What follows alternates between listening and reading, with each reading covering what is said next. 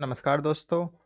आज इस वीडियो में हम मिट्टी वाला चैप्टर कंप्लीट करेंगे। इससे पहले हमने भारतीय मानसून प्राकृतिक आपदा को अच्छे से कंप्लीट किया है और आज इस वीडियो में हम देखेंगे कि इससे किस प्रकार के क्वेश्चन एग्जाम में पूछे जा जाते हैं। तो चलिए क्वेश्चन स्टार्ट करते हैं। पहला क्वेश्चन है, भारत की निम्न मिट्टियों में से कौन बेसोल्ट लावा के अपक्षय के कारण निर्मित हुई है? तो जो बेसोल्ट लावा है उससे काली मिट्टी निर्मित होती है और काली मिट्टी किसके लिए जानी जाती है? कपास की खेती के लिए। ठीक है, तो आप जलोढ़ मिट्टी, लेटराइट मिट्टी, लाल मिट्टी और रेगुर मिट्टी, तो डी आपका राइट आंसर है, रेगुर मिट्टी, क्योंकि रेगुर मिट्टी को ही काली मिट्टी बोलते हैं। तो डी इसका राइट आंसर है। अगला क्वेश्चन देखते हैं। भारत में काली कपास मृदा की रचना निम्नलिखित में से किसके अपक्षय से हुई है? देखिए, जो काली कपास मृदा है उसकी रचना किसके माध्यम से हुई है? जो बेसोल्ट बेसोल्ट के माध्यम से हुई है। ज्वालामुखी विस्फोटन के माध्यम से जो बेसोल्ट लावा पृथ्वी की सतह पर आ जाता है, तो उसके माध्यम से हुई है। तो उसका जो राइट आंसर है वह है बी, ज्वालामुखी चट्टान। अगला क्वेश्चन है, रैगुर किसका नाम है? तो रैगुर काली मिट्टी का नाम है, तो राइट आंसर है सी। ठीक है, तो देखिए आपको रैगुर मिट्टी का भौगोलिक क्षेत्र भी एग्जाम में पूछ सकता है। तो रैगुर मिट्टी का जो भौगोलिक क्षेत्र है, देखिए सबसे ज़्यादा ये महाराष्ट्र में पाई जाती है, गुजरात, कर्नाटक, मध्य प्रदेश के कुछ हिस्से, देखिए गुजरात में पाई जाती है, अंडमान निकोबार में पाई जाती है। ठीक है, तो आपको ध्यान में रखना है इसका क्षेत्र अधिकांश कहाँ पर है? महाराष्ट्र के आसपास। अगला क्वेश्चन देखते हैं। रैगुर मिट्टी सबसे ज़्यादा है, तो महाराष्ट्र, आंध्र प्रदेश, तमिलनाडु, झारखंड। तो इनमें से देखिए झारखंड भी हमने लोकेशन देखा है, तो झारखंड में तो नहीं पाई जाती है, ना ही तमिलनाडु में। सबसे ज़्यादा दोस्तों महाराष्ट्र में पाई जाती है, तो उसका राइट आंसर है ए, महाराष्ट्र में। अगला क्वेश्चन है, काली कपास मिट्टी निम्नलिखित में से किस नाम से भी जानी जाती है? तो काली कपास मिट्टी रैगुर के नाम से जानी जाती है, तो राइट आंसर है डी। अगला क्वेश्चन है, दक्षिणी ट्रैप की रेगड़ मिट्टी काली होती है, उनमें ह्यूमस प्रचुर मात्रा में होता है। देखिए इस प्रकार के क्वेश्चन को पढ़ने में बिल्कुल भी गलती हमें नहीं करनी है और इत्मीनान से हमको क्वेश्चन को पढ़ना होता है। देखिए जो आपका ए है, तो ए स्टेटमेंट तो ठीक है कि दक्षिणी ट्रैप में रैगुर मिट्टी पाई जाती है। देखिए रैगड़ मिट्टी को भी रैगुर मिट्टी बोलते हैं, लेकिन उनमें ह्यूमस नहीं पाया जाता है। तो आर आपका गलत हो जाएगा और ए आपका ठीक हो जाएगा। तो ए सही है, आर गलत है। तो सी ऑप्शन है आपका, ए सही किंतु आर गलत। ठीक है, देखिए एग्जाम में आपसे इनकी फीचर्स ही पूछ सकता है कि जलोढ़ मिट्टी क्या फीचर्स है, उसमें ह्यूमस पाया जाता है या नहीं पाया जाता है, और उसका भौगोलिक क्षेत्र आपसे पूछ सकता है एग्जामिनर। तो आपको इनको अच्छे से कंप्लीट करना है। ठीक है, आगे बढ़ते हैं। अगला क्वेश्चन है, भारत की निम्नलिखित मिट्टियों में से कपास की खेती के लिए कौन सी सर्वाधिक उपयुक्त है? तो आपको पता है कि कपास की जो खेती है वो काली मिट्टी में होती है, तो रेगुर मिट्टी को काली मिट्टी कहते हैं, तो ए राइट आंसर है। अगला क्वेश्चन है, काली मिट्टी कपास की खेती के लिए उपयुक्त है, उनमें जैव तत्व प्रचुर मात्रा में पाए जाते हैं।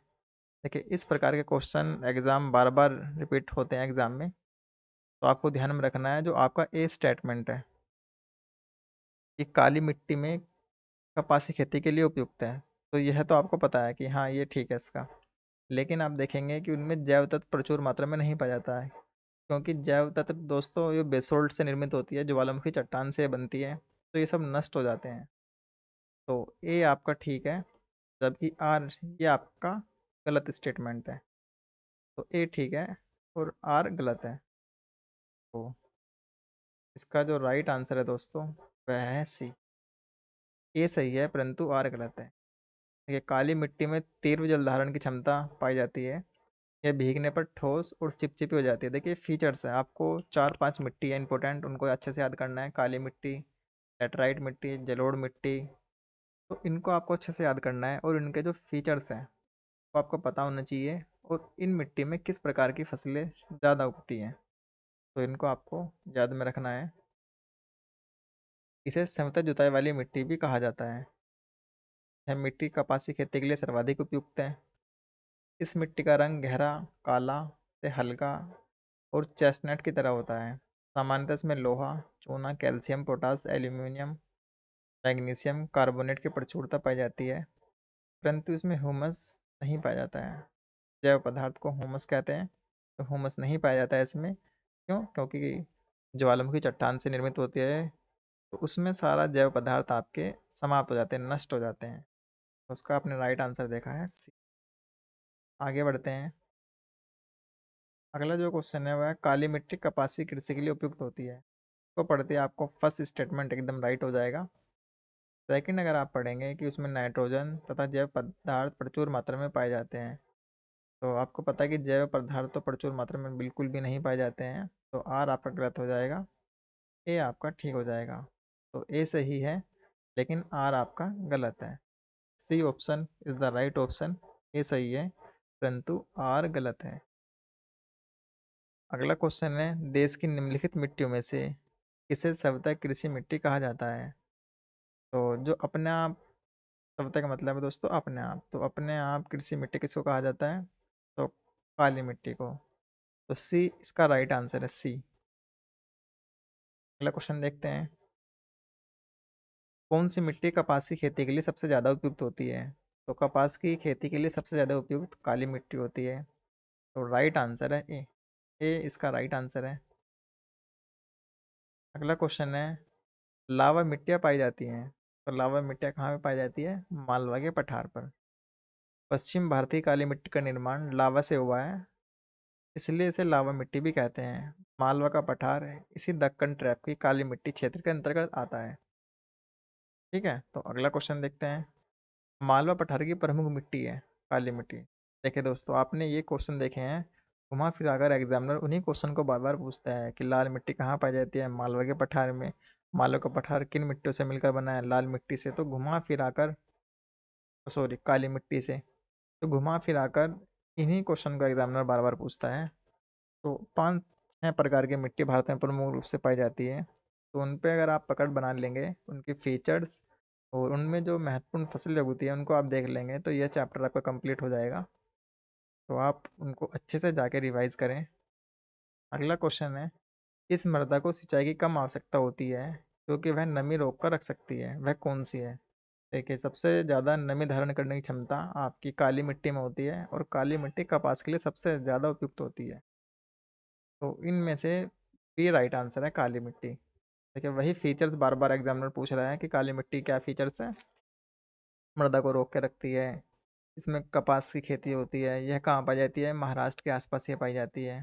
तो इन सबको आपको याद होना चाहिए। ये एक्सप्लेनेशन अगर आप पढ़ेंगे, काली मिट्टियों में तीव्र जल धारण क्षमता पाई जाती है, यह भीगने पर ठोस एवं चिपचिपी हो जाती है तथा सूखने पर आकुंचित एवं दरार युक्त हो जाती है, इसलिए इन्हें समतल जुताई वाली मिट्टी भी कहा जाता है। इन्हें सिंचाई की बहुत ही कम आवश्यकता पड़ती है।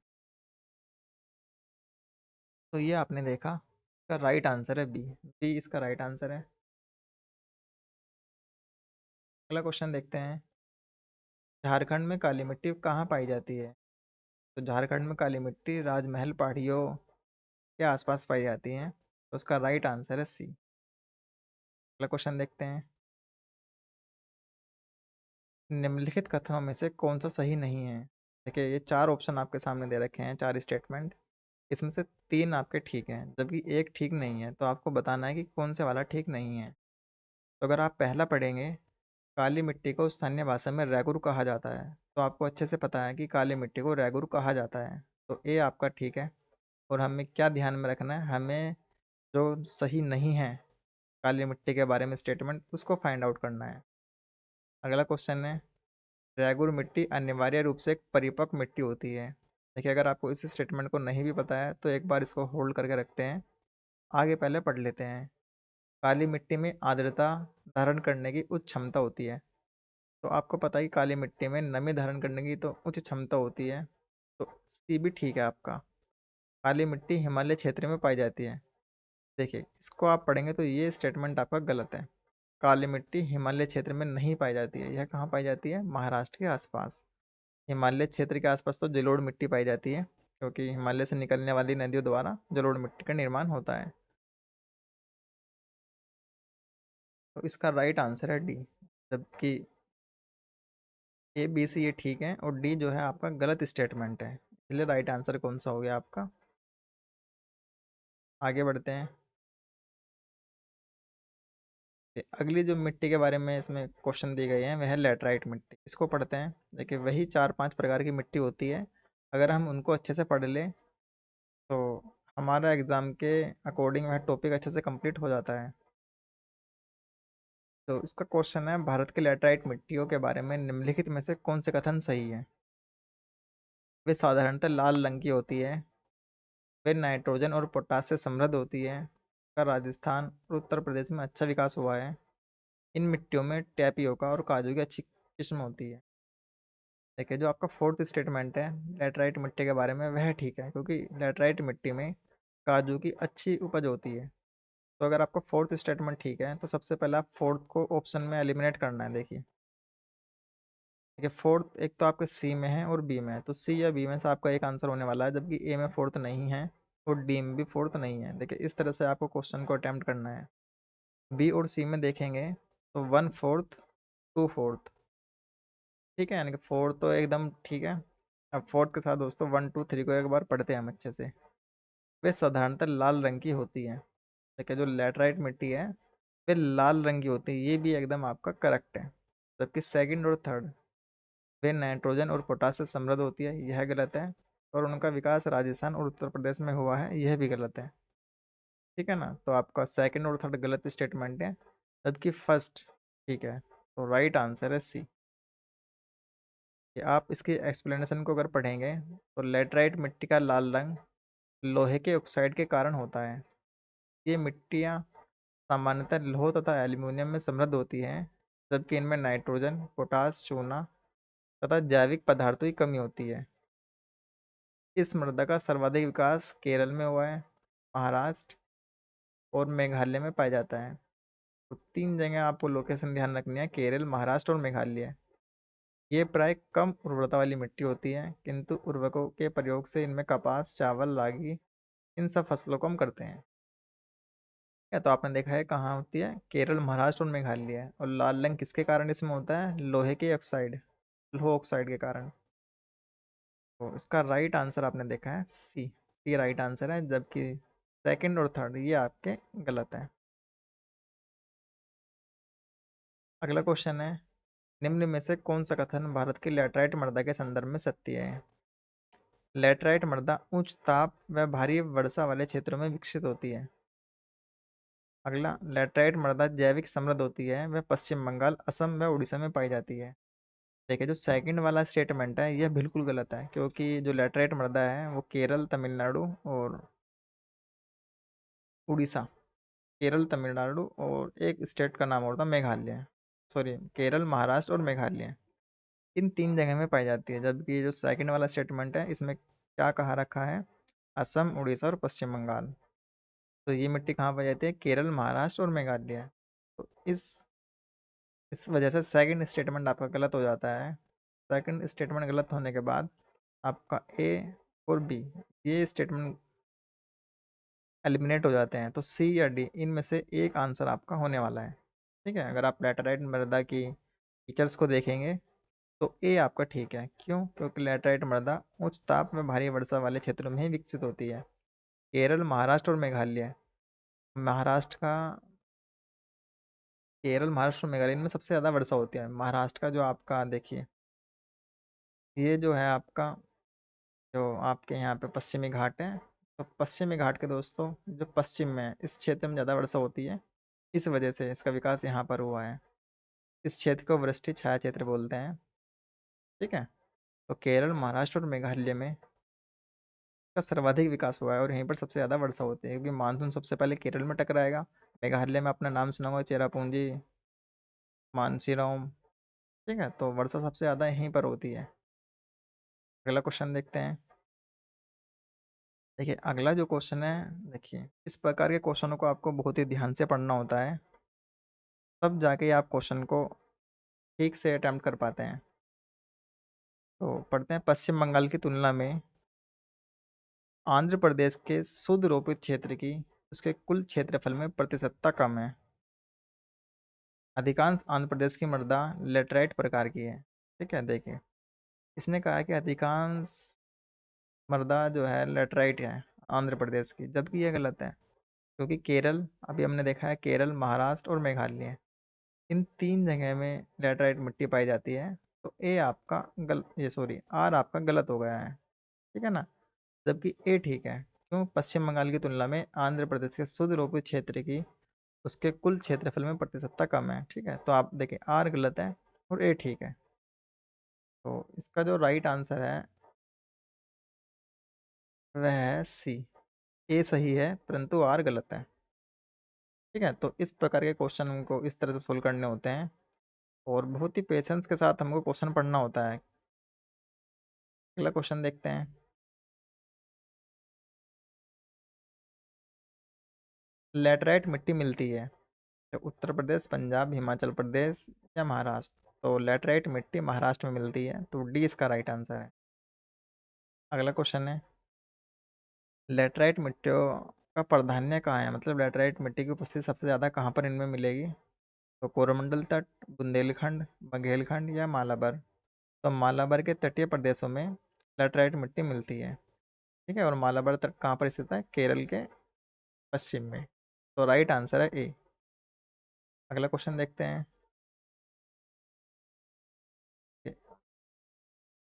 अगला जो क्वेश्चन है आपका, निम्नलिखित कथनों में कौन लेटराइट मिट्टी के बारे में सही नहीं है? देखिए कुछ स्टेटमेंट यहाँ पे दे रखे हैं और आपको बताना है कि इनमें से कौन सा पॉइंट ठीक नहीं है। वे आर्द्र अपक्षालित प्रदेशों की मिट्टियाँ हैं। ठीक है, वे बहुत ही अपक्षालित मिट्टियाँ हैं। ठीक है, उनकी उर्वरता कम होती है, में चूना प्रचुर मात्रा में पाया जाता है। देखिए आपको पता है कि लेटराइट मिट्टी में उर्वरता तो कम होती है, तो ये भी आपका ठीक ऑप्शन है। और ए और बी भी ठीक है, क्योंकि वे आर्द्र अपक्षालित प्रदेशों की मिट्टियाँ हैं और वे बहुत ही अपक्षालित मिट्टियाँ होती हैं। तो ए और बी और सी ये आपके ठीक है, जबकि उसमें चूना प्रचुर मात्रा में पाया जाता है, यह आपका गलत है क्योंकि उसमें चूना नहीं पाया जाता है। तो राइट आंसर है डी। अगला क्वेश्चन है, भारत में निम्नलिखित में से कौन सा मृदा प्रारूप लोहे का अतिरिक्त होने के कारण अनुर्वर होता जा रहा है? देखिए इसमें कोई मृदा है, आपको बतानी है कि इसमें लोहे की मात्रा ज़्यादा है, उसकी वजह से वह कम उपजाऊ हो पा रहा है। ठीक है, तो लैटराइट मिट्टी में ही सबसे ज़्यादा लोहा पाया जाता है और उसी की वजह से उसका रंग लाल होता है। तो राइट आंसर है डी। डी राइट आंसर है, लेटराइट मृदा में लोहे के कण ज़्यादा होने के कारण में उर्वरता नहीं पाई जाती है। तो राइट आंसर है डी। अगली जो आपकी मिट्टी है वो दोमट या जलोढ़ मिट्टी है और बहुत ही ज़्यादा इंपॉर्टेंट है। ठीक है ना, तो इसको करते हैं। पहला जो आपका क्वेश्चन है वह है जलोढ़ मिट्टी के संदर्भ में नीचे दिए गए 4 कथनों में से सही कथन को हमें चुनना है। देखिए 4 स्टेटमेंट आपको दे रखे हैं और आपको बताना है कि इनमें से कौन सा ऑप्शन ठीक है। तो आप पहला पढ़ेंगे, यह मिट्टी भारत के कुल भूभाग के करीब 14% हिस्से में पाई जाती है। ठीक है, मैं बिल्कुल एकदम डेटा तो नहीं पता होता कि 14%, 15% है ना, लेकिन हम कंसेप्ट पे इस क्वेश्चन को लेकर चलते हैं। अगला पढ़ेंगे, इस मिट्टी में फास्फोरिक एसिड भरपूर मात्रा में पाया जाता है। अगला, यह मिट्टी रेत-धूर, चौपन जैसे नामों से भी जानी जाती है। यह मिट्टी उपजाऊ नहीं होती है। देखिए जलोढ़ मिट्टी सबसे ज़्यादा उपजाऊ होती है, तो डी स्टेटमेंट तो आपका गलत हो गया है। और ए बी सी में देखेंगे आप, यह मिट्टी रेत, धूर, चौपन इन नामों से भी जानी जाती है, तो सी भी आपका गलत है। ठीक है, ये इसके नाम से नहीं जानी जाती है। तो यह मिट्टी भारत के कुल भूभाग के करीब 14% हिस्से में पाई जाती है। देखिए इसका भी हमें बिल्कुल डेटा नहीं है, क्योंकि जलोढ़ मृदा सबसे ज़्यादा भूभाग पे पाई जाती है। आप देखेंगे तो हिमालय से निकलने वाली नदियाँ उत्तर भारत के मैदान से निकलते हुए और वेस्ट बंगाल तक फैला हुआ है ये मैदान। ठीक है, तो सबसे ज़्यादा परसेंट होगा इसका। तो बी आप देखेंगे, इस मिट्टी में फास्फोरिक एसिड भरपूर मात्रा में पाया जाता है। देखिए भरपूर मात्रा में पाया जाता है, तो ये स्टेटमेंट आपका गलत है, ये वाला, क्योंकि इसमें फास्फोरिक एसिड भरपूर मात्रा में तो नहीं पाया जाता है। ठीक है ना, तो सेकंड, वो सॉरी, इस मिट्टी में फास्फोरिक एसिड भरपूर मात्रा में पाया जाता है, तो ये आपका ठीक है। क्यों? क्योंकि फास्फोरिक एसिड इसमें भरपूर मात्रा में पाया जाता है इसके साथ चूना भी पाया जाता है और जैव पदार्थ भी प्रचुर मात्रा में पाए जाते हैं। ठीक है ना, तो बी स्टेटमेंट आपका राइट स्टेटमेंट है। और जबकि ए सी और डी ये आपका गलत स्टेटमेंट है, और आपका जो बी है वो ठीक है। आगे बढ़ते हैं। भारत में सबसे अधिक उपजाऊ मृदा कौन सी है? तो लाल मृदा, काली मृदा, जलोढ़ मृदा, चूनेदार मृदा। तो सबसे ज़्यादा जो उपजाऊ मृदा है वो जलोढ़ है। क्यों? क्योंकि हिमालय से निकलने वाली नदियों से जलोढ़ मृदा का निर्माण हुआ है, और सबसे ज़्यादा इसमें जैव पदार्थ पाए जाते हैं और सबसे उपजाऊ है ये। और आप देखेंगे जहाँ जहाँ जलोढ़ मृदा है सबसे ज़्यादा जनसंख्या हमारे देश के वहीं निवास करती है। तो इसका राइट आंसर है सी। अगला क्वेश्चन है, निम्नलिखित में से कौन सी मिट्टी नदियों द्वारा निर्मित है? तो नदियों द्वारा कौन सी मिट्टी निर्मित है? लाल, काली, लैटराइट, जलोढ़। तो जलोढ़ मिट्टी नदियों द्वारा निर्मित है। काली मिट्टी तो आपको पता है बेसोल्ट लावा से निर्मित मिट्टी है। तो सी इसका राइट आंसर है, जलोढ़ मिट्टी। अगला क्वेश्चन है, भारत में सबसे बड़ा मिट्टी का वर्ग कौन सा है? तो सबसे बड़ा मिट्टी का वर्ग दोस्तों लाल मिट्टी नहीं है, काली मिट्टी नहीं है, बलुई मिट्टी भी नहीं है, कछारी मिट्टी। कछारी मिट्टी को ही जलोढ़ मिट्टी कहा जाता है। तो डी इसका राइट आंसर है। भारत में सबसे बड़ा मिट्टी का वर्ग कछारी मिट्टी है। अगला क्वेश्चन देखते हैं। अगला क्वेश्चन है, निम्नलिखित में से मिट्टी का कौन सा वर्ग भारत के सर्वाधिक क्षेत्र पर फैला हुआ है? तो भारत के सर्वाधिक क्षेत्र पर कौन सा वर्ग फैला है मिट्टी का? तो राइट आंसर है ए, जलोढ़ मिट्टी। अगला क्वेश्चन है, गंगा के मैदान की पुरानी कछारी मिट्टी कहलाती है? तो इसका राइट आंसर है बांगर। बांगर को पुरानी कछारी मिट्टी कहा जाता है। अगला क्वेश्चन देखते हैं। निम्नलिखित में से किस प्रकार की मृदा की जल धारण क्षमता सबसे कम होती है? तो बलुई दोमट मिट्टी की जल धारण क्षमता सबसे कम होती है, क्योंकि इसमें रवे भारी मात्रा में और बड़े बड़े होते हैं। ठीक है, तो बलुई दोमट मिट्टी। और किस मृदा की जल धारण क्षमता सबसे ज़्यादा होती है? तो आपको पता है काली मिट्टी। ठीक है, तो अगला क्वेश्चन देखते हैं।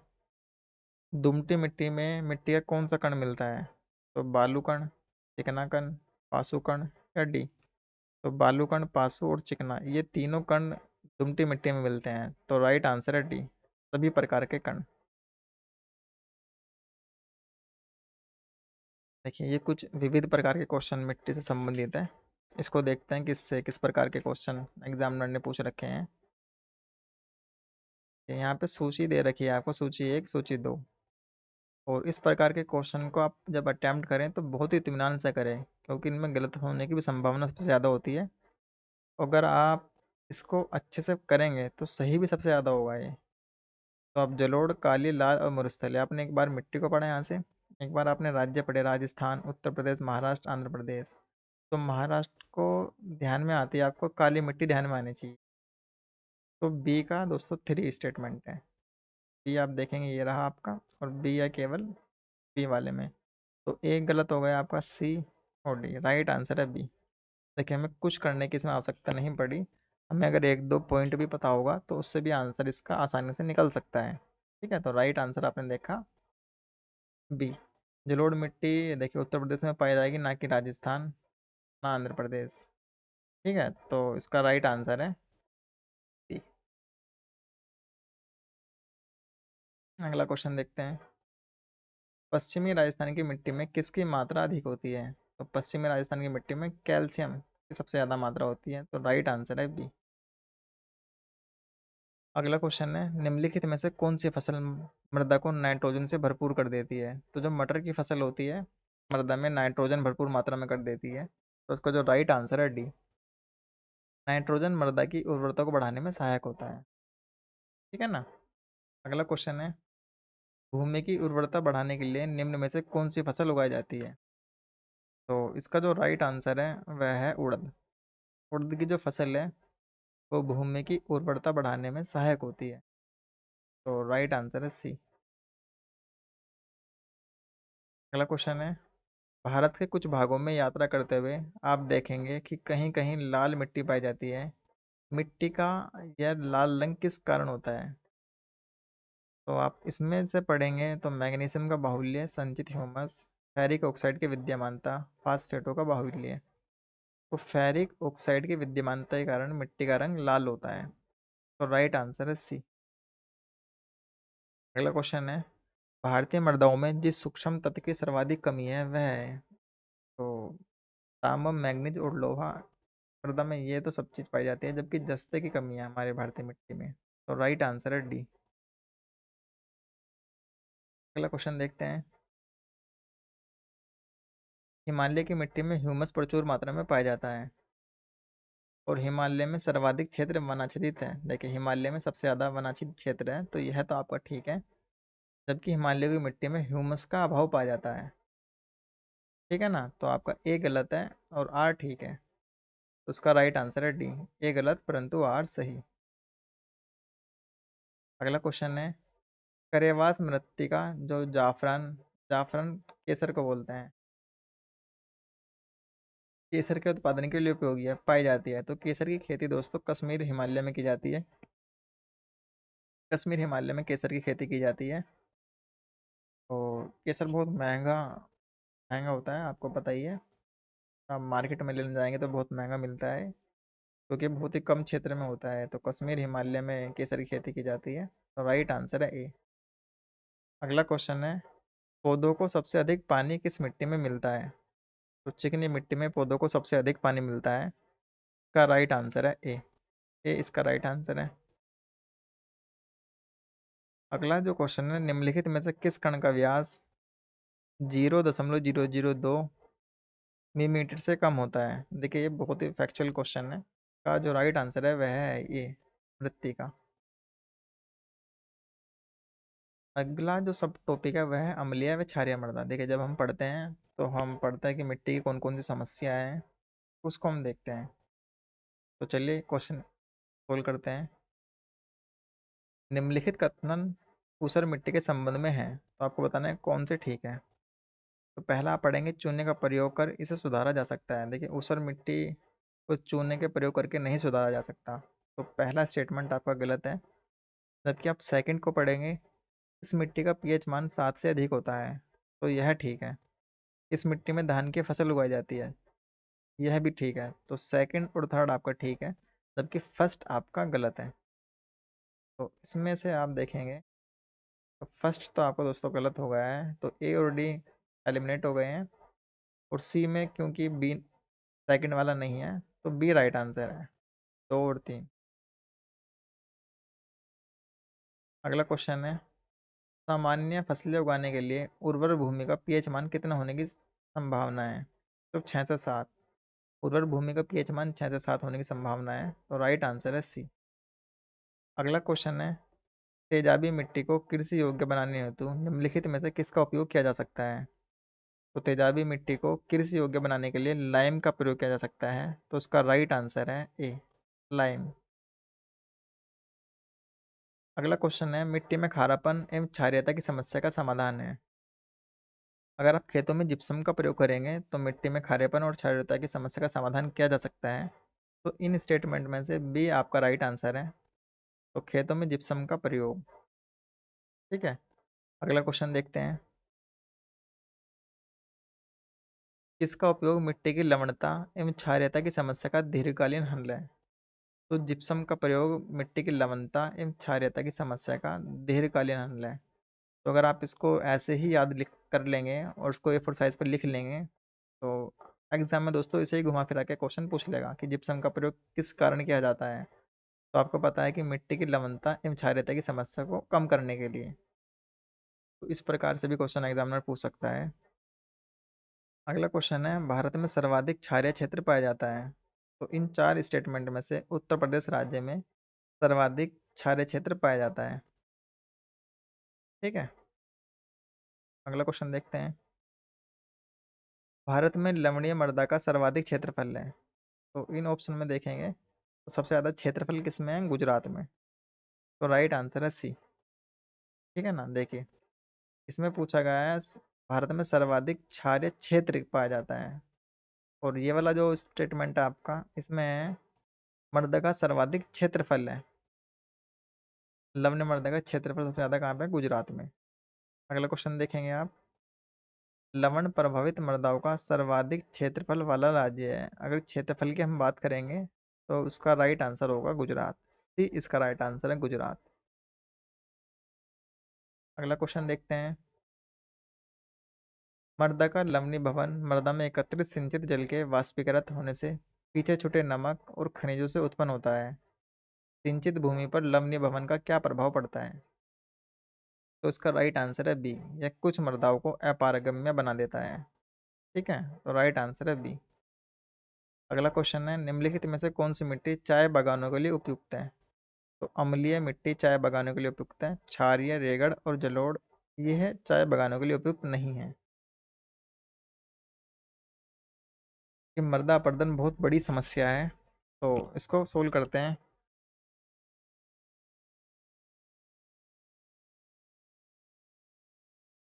भारत में निम्न में से किस क्षेत्र में मृदा अपरदन की समस्या गंभीर है? देखिए बहुत इंपॉर्टेंट ये कंसेप्ट है मृदा अपरदन। ये आपको अच्छे से कंप्लीट करके जाना है।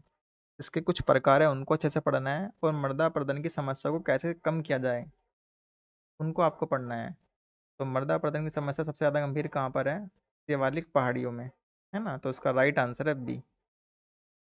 अगला क्वेश्चन है, निम्नलिखित में भारत का कौन सा क्षेत्र मृदा अपरदन से अत्यधिक प्रभावित है? तो ए, बी और सी और डी को आप पढ़ेंगे तो चंबल घाटी सबसे ज़्यादा मृदा अपरदन से प्रभावित है। तो इसका राइट आंसर है डी।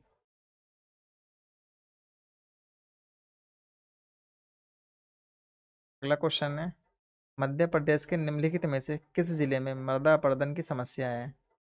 तो मुरैना में सबसे अधिक समस्या है मध्य प्रदेश के। तो राइट आंसर है सी।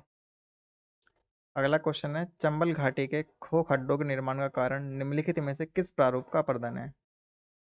तो चंबल घाटी के खो खड्डों के निर्माण में अवनालिका अपरदन का मुख्य कारण है। तो उसका राइट आंसर है डी।